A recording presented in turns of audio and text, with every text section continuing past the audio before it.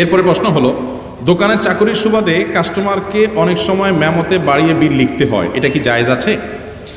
অনেক ভাইয়েরা যারা দোকানে সাধারণ কর্মচারী হিসাবে কাজ করেন, এই অপকর্মটা তাদের করতে হয়।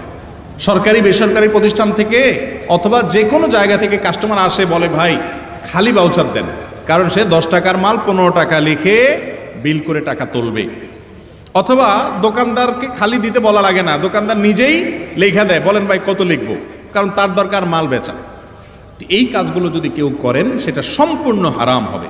সূরা মায়েদার আয়াত নম্বর 2 আল্লাহ বলেছেন, ওয়ালা তাআওয়ানু আলাল ইসমি ওয়াল উদওয়ান, তোমরা পাপের কাজে, গুনাহের কাজে, অন্যায়ের কাজে একে আরেকজনের সহযোগিতা করবা না। আপনি একজন চুরি করবে, দুর্নীতি করবে, অফিস থেকে সে মিথ্যা বিল দিয়ে ভাউচার দিয়ে টাকা উঠাবে, আপনি সেখানে তার চুরি করার জন্য সহযোগিতা করলেন। কেমন যেন একজন আরেকজনকে খুন করবে, আপনি ছুরিটা আগায় দিলেন।